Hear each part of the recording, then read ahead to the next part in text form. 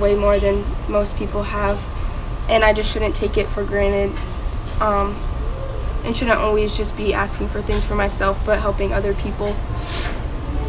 God does a lot in your life. You may not see it, maybe little things, but he does a lot.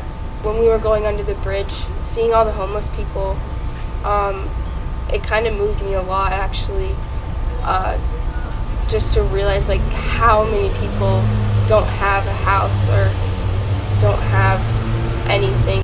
First of all, you come into the city and you go from giant, beautiful buildings, and you look down and you see broken, overgrown houses, a sleeping bag, a dirty pillow, a couple of roaches, and a basket with a half-eaten bag of chips. And that's what they have. That's all they own. It's not as awesome as I thought New Orleans was going to be.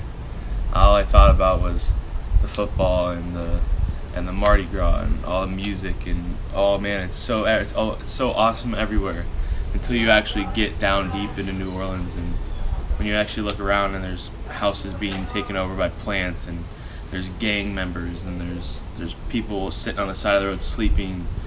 I realized how selfish I was, and how when you come in here and some people might whine about what they're getting to eat at nighttime, and sometimes sometimes people here don't even eat. Like Miss Pat was telling us that the only reason she goes to Sunday church in the mornings sometimes is just to eat, because they give out breakfast and she doesn't have food.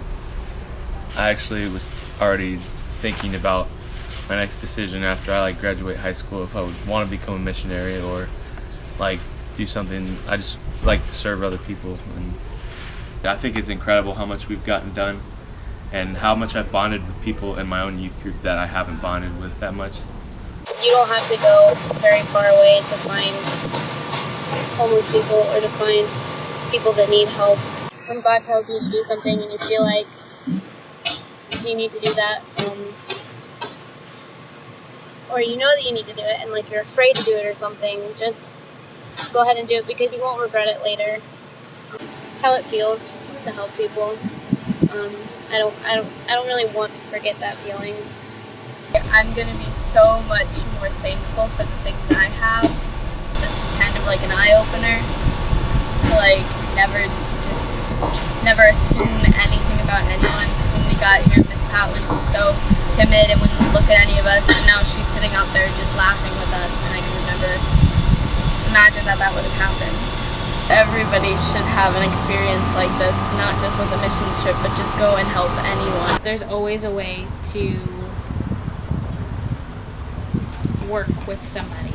I learned that he can use me in mighty ways that I didn't know I could use myself, that he showed me I could help somebody in need, and I've really experienced God throughout this whole trip.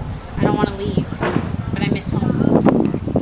I used to take things very lightly and stuff, not really think about much, and now I think about things differently. I'm just gonna appreciate things more. I'm gonna appreciate my family a lot more and spend time with them. I'll realize how lucky we are to have what we have. You go a couple states away and you can see just how bad life can be for others. One thing that I want to tell my friends and family when I get back home is that there are stuff that we can do around our own neighborhood to make a difference in the world, and that even the small things we need to be happy for. This was a wonderful experience for all of us, and I would love to do it again with our church.